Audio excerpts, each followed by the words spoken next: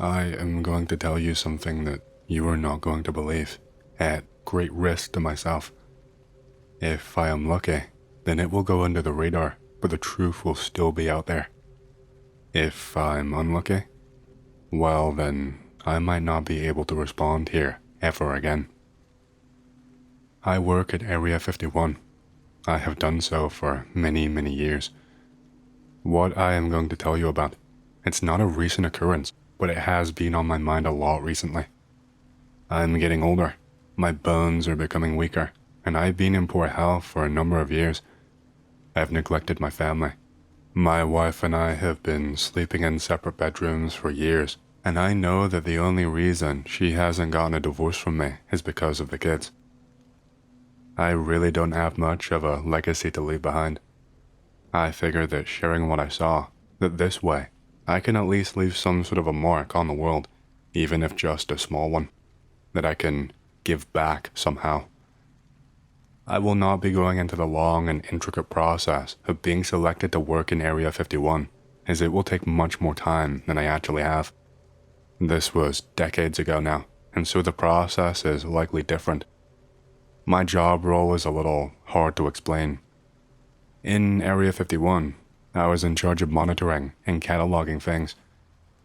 I must stress that up until this point, I had never seen anything too out of the ordinary. It was almost like a warehouse where anomalies are stored, along with handwritten documents with witness testimonies and other reports. I'd seen strange things before, pieces of metal from downed aircraft that could not be identified.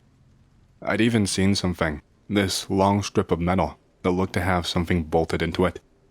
The metal was normal, but whatever was used to bolt the metal in place was not something from Earth.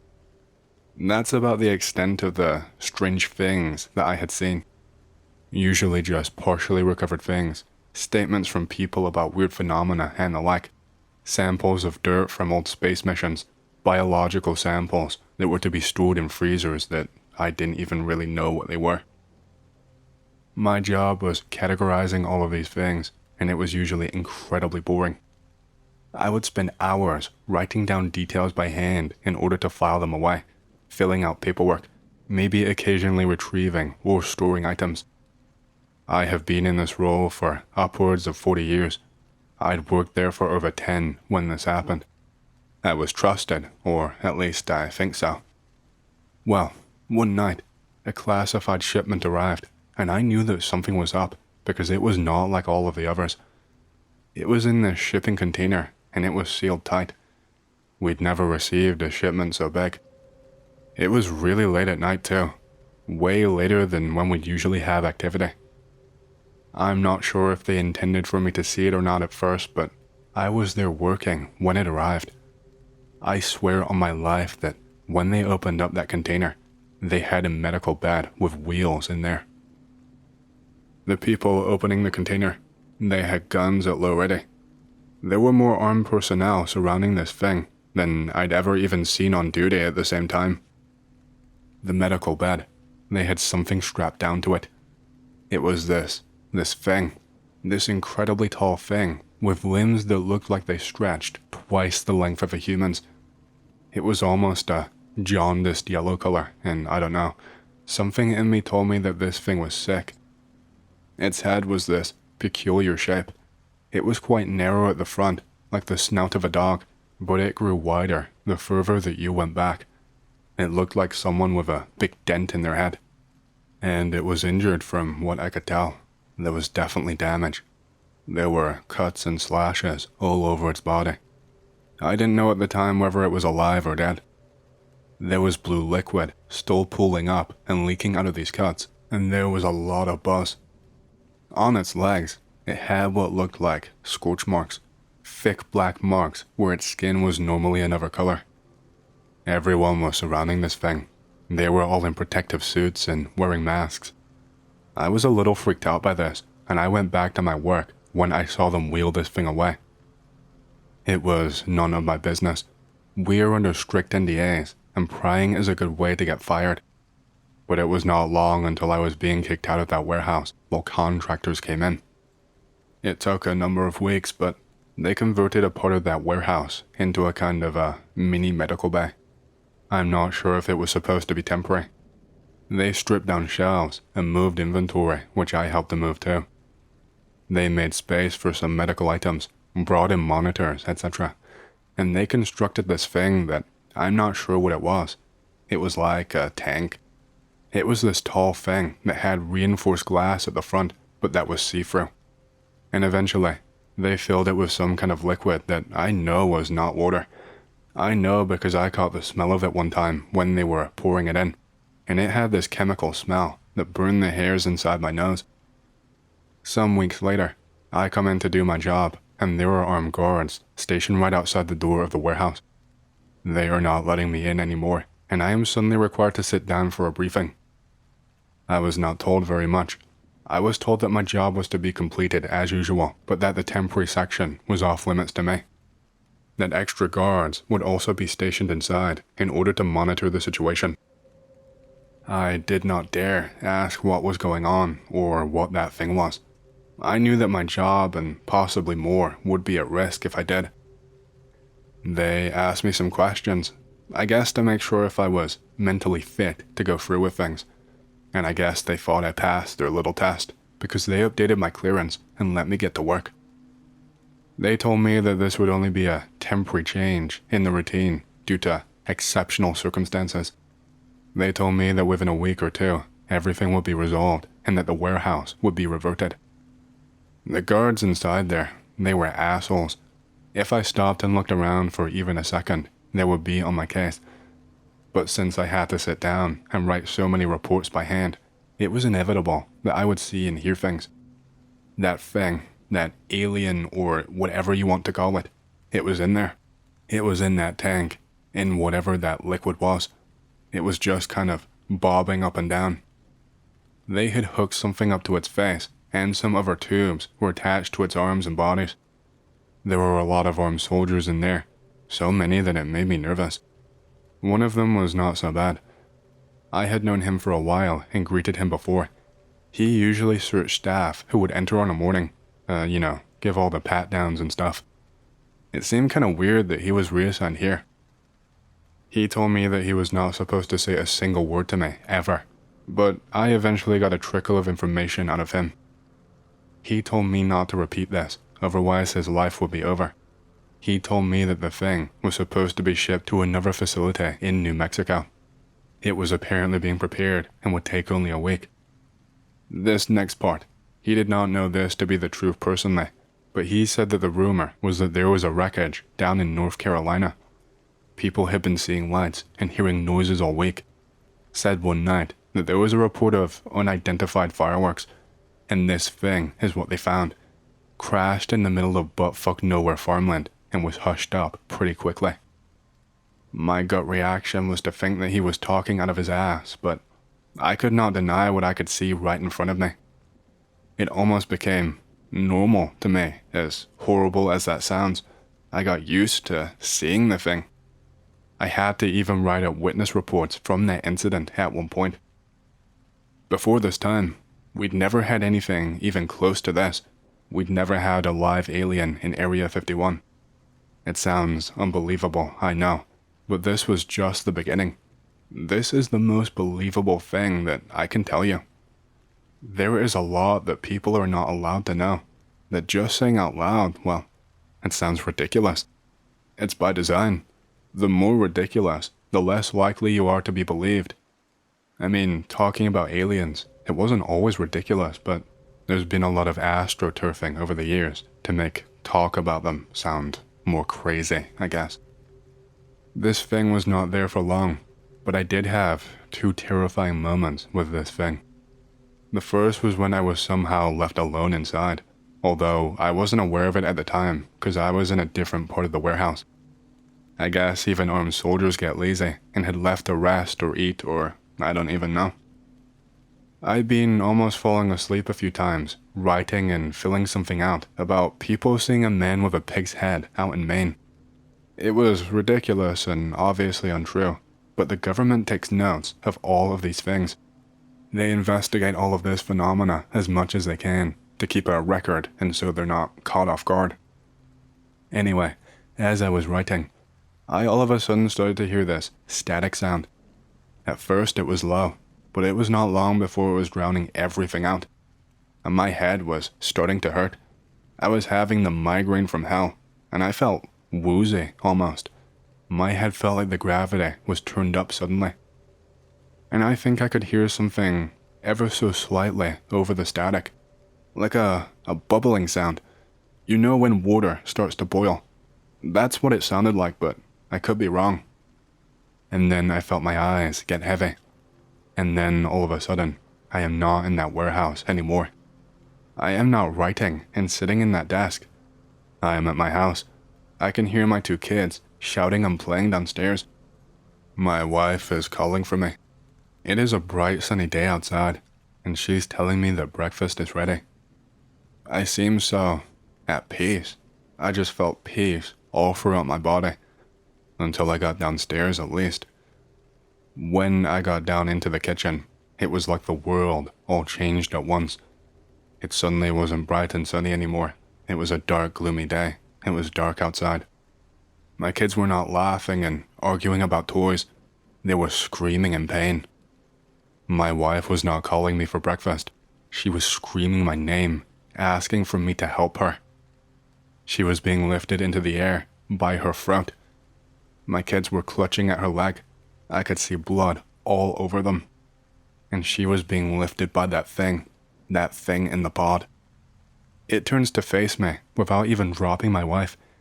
It tilts its head to the side like a dog before making noises.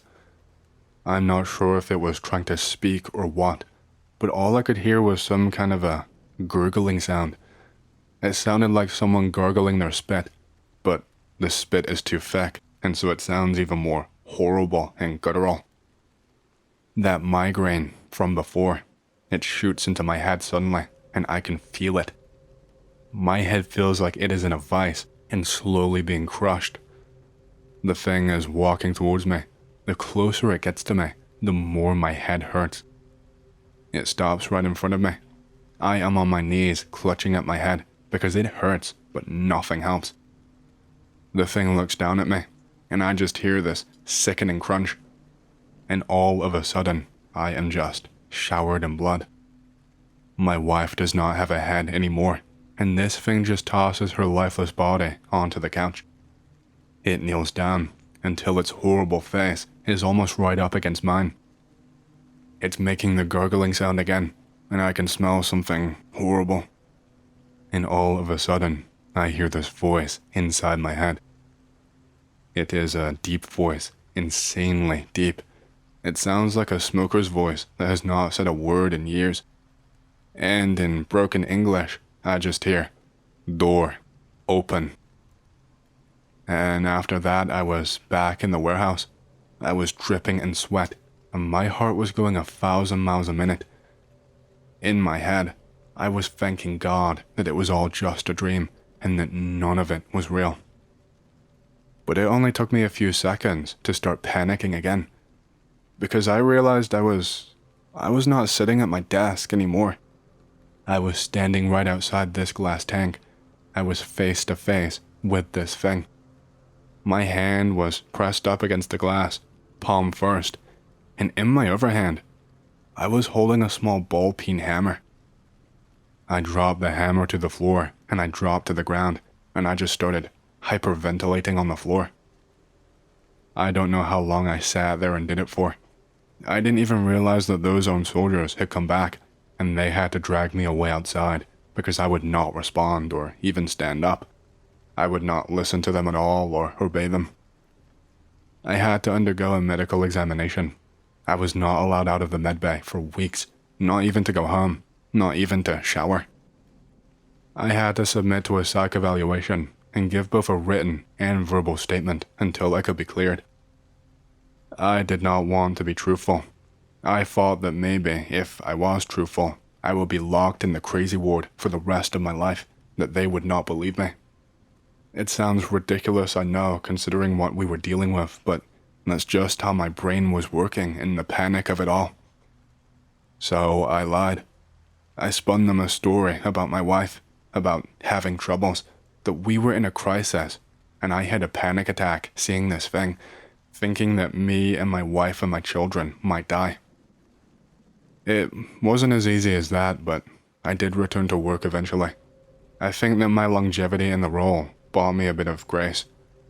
More armed soldiers were positioned in that warehouse. My duties were reduced drastically temporarily while that thing was still in there, and I was told that the thing would be shipped off in just a few days. But I was in there one more time. I was not even allowed in the same vicinity of the thing. I was constrained to the other end of this massive warehouse. It was for the best, really. There were so many people in here now. I think some kind of medical staff too, that had been flown over from some other facility in a different state. I just tried my best to focus on my work. I worked for some hours, but I eventually felt that static again, in my head and everywhere. My head was hurting again, although nowhere near as badly as before. And at one point, I heard a shriek coming from the far end of the warehouse. This sprang all of the armed soldiers into action. Everyone rushed down there immediately, and I was suddenly left alone. I remained in place for a while, just trying to continue on with my job, because I did not want to get into any trouble, especially after what I'd already been through. But after a while, I started hearing more and more horrible sounds. I heard people screaming. I heard the sound of something heavy and metal hitting the concrete floor. I ran over, and the sight in front of me, I could not even believe it. There was just a massive brawl happening. One of the medical staff was on the floor, one guard on top of them, and they were using the butt of the gun to just beat them with. And this guard kept beating the staff member again and again over the head. They were screaming and trying to fight back, but the guard just kept on going, until I saw them go limp. Until I saw the pool of blood all over the floor. Until I saw that their skull had been partially caved in, and bits were leaking out of there. There was already an alarm blaring at this point. It was almost deafening. The guard who pulverized that staff member, I could see that he was smiling when he was finished, just to himself, smiling at the sight in front of him. And then he turned around and he locked eyes with me. I guess I must have made a sudden movement or made too much noise. He got up very slowly and then turned in my direction, and he just started running. He just started running after me. He had a smile on his face the entire time he ran after me. I kept looking back, and every time I did, he was getting closer, and he was just smiling. I tried to run away, but I wasn't fast enough. I tried with all of my energy, but I was still tired from the previous ordeal. All I could do was just brace and try to protect my face with my hands and my arms as I was pulled to the ground, and eventually he started beating me. Someone managed to stop him before it was too late, but by that point, my hearing was all muffled. Everything was like it was occurring underwater. That's how bad my hearing had become. I had blood blocking me from being able to see, and my entire body was aching. My eyes were stinging too, like someone had poured a load of salt water into them. I spent weeks recovering from the damage. Weeks and weeks, and I think at one point they didn't think I was going to make it. I had suffered so much head trauma. When I finally went home one day, my wife cried because she thought I was dead.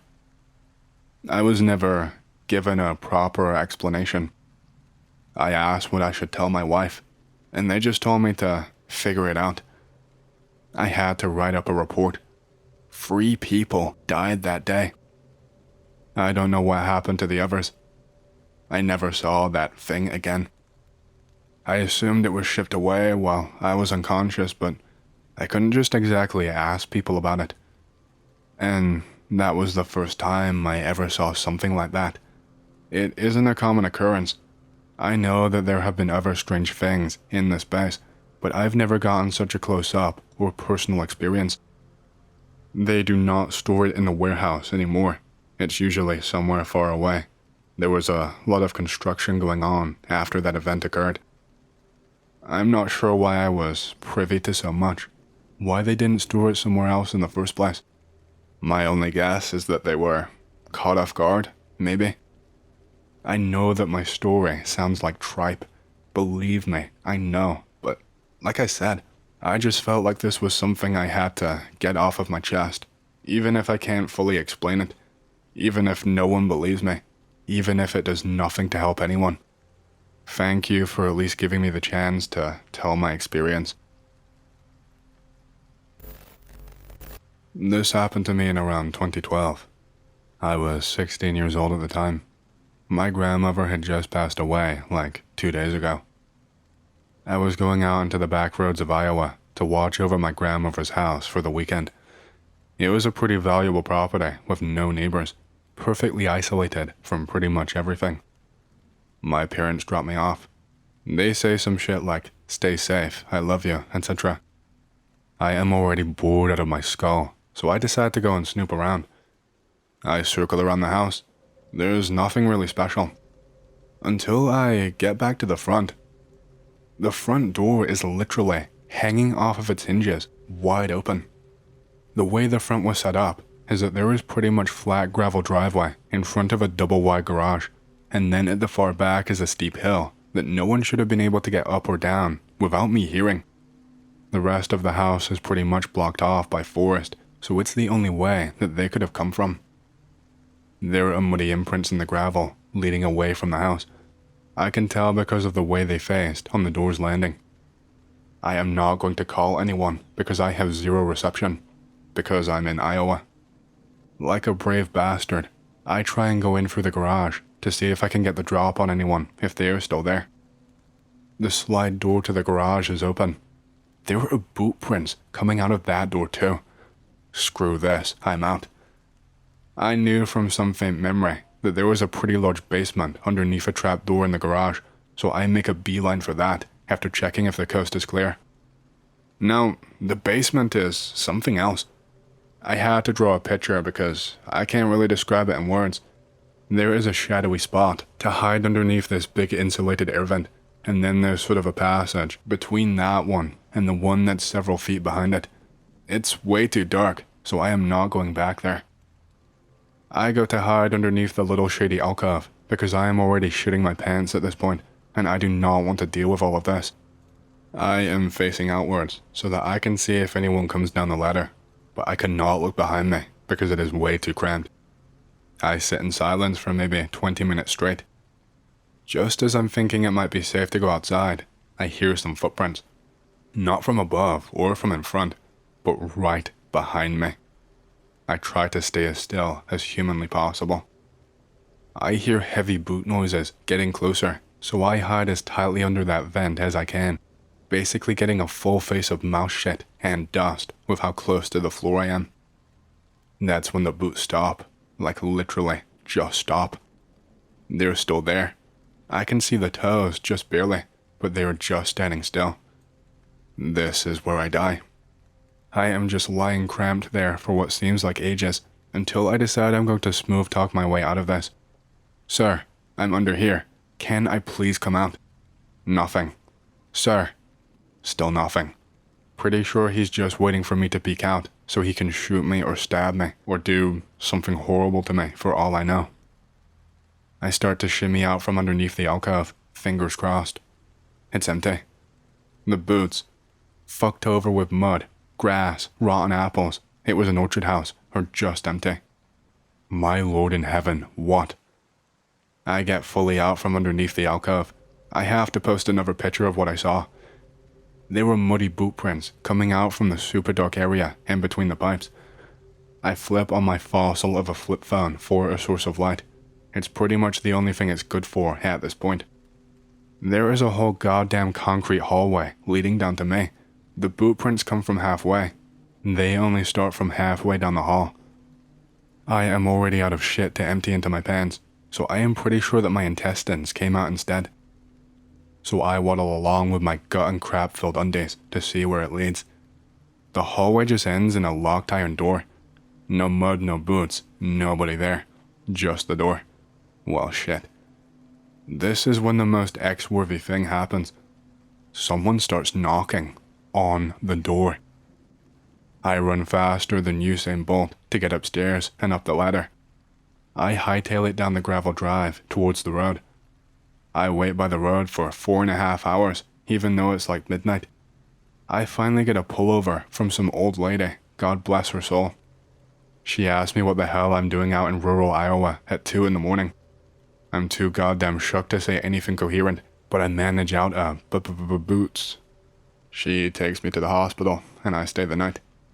I get home, and have to tell my parents all about the shit pants incident I just had. I get blamed for the fact that the house was broken into, and some old cat statue was missing. Nobody understands when I ask them about the boots. Apparently, whoever had broken in was barefoot. A completely different person must have broken into a house in godforsaken Iowa. To this day, no one believes me. For those of you who don't believe this really happened to me, this occurred in June 2012 at Cosgrove, Iowa. I'm pretty sure that some Chinese people live in that house now. I never went there ever again. So X, I've been thinking about this for a while, and after being entertained by many green tacks over the years, I thought I would add my own. I have not had many odd happenings as of late, but growing up and in my late teens, I had quite a few. I will try and get some sort of chronological order going. None of these will be too big, as it's mainly small and different spooks, but they are all true. I was 9 or 10 years old at the time of the first one. I am a British guy in primary school in year 5 or year 6. I guess grade 6 or 7 for Americans. My school is kind of Christian. I can't recall if assembly was every morning, but either way, when assembly took place, the lyrics were projected onto a projector and the whole school would be gathered to sing. I will break green text just to describe the hall in which our assemblies took place in. It was also the same rule that our gym class took place in, and there were windows along the bottom and top half of the wall. The ones along the top half of the wall would have a view of the nearby neighboring houses' roofs. One day, whilst mogging everyone with my vocal prowess, my eyes wander to the side of the projected lyrics to look through the window. I see what I first assumed to be smoke floating horizontally across the roof of one of the houses I mentioned. It's not smoke. It had an odd color to it. It's white, but has pink flesh-colored blemishes to it. Really hard to describe. It looked like a floating mush of white and pink Play-Doh. It's also retaining its irregular shape and not dispersing like smoke would. I am perplexed as I stare at this thing, as it floats across the roof, and it never passes into the view of the other window. It was also completely opaque. I brush it off as just something weird, and I remember it to this day at the age of 23.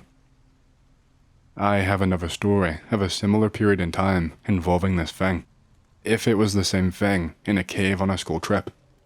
I have no idea what age I was, but I'm still in primary school, so I'm assuming the same age as the first story, but later, as this happened afterwards. The school is planning a trip to this cave system that involves fake dinosaurs. It was some Jurassic-era cave structure or something. I can't quite remember, but you got to walk around in them, see life-size models of dinosaurs, and feed farm animals. It was some good shit. I form a group with a teacher and some of our kids. We enter the cave. We screw around in the cave as the tour guide says some shit about how they found dinosaur poop in this cave. For some reason, I loved rocks as a kid, and I still do, so I get caught behind the group because I'm looking at the stalactites and stalagmites, and I am just in awe at this cave system. The cave was beautiful. There were some amazing rock formations. There is a big stream flowing through, which leads to other cave networks, but they were unsafe for children. I look over the stream and see a light emerging from behind one of the other cave systems. You've got my attention. I move to try and get a better look at what is happening. This white, glowing, irregularly shaped blob emerges from behind the cave wall, of a similar color to the last one, except this one seems to have 3 pitch black circles in an area of its body that didn't seem to move, which I assumed was some sort of a head. Screw that. Now that I'm typing this up, I don't actually remember what happened, aside from that I stared at this thing and then found my way back to the group, and I did not mention it to anyone. I know I said chronologically, but I just remembered a good one.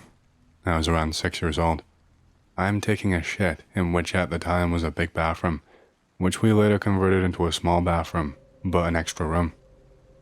The toilet was on one side of the room, the bath in the middle, and the towel rack on the far end near the glazed window.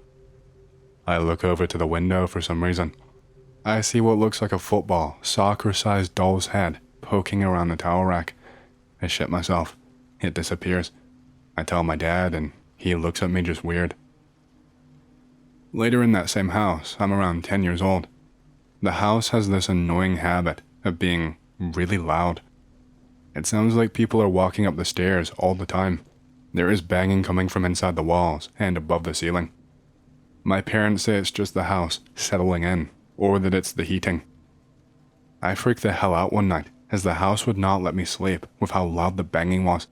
I seriously thought that someone had broken in. I eventually nutted up and cried my way into my parents' room. Be my dad, in bed with my wife. Hear kids running up the stairs on all fours at 1 a.m. Fucking kids.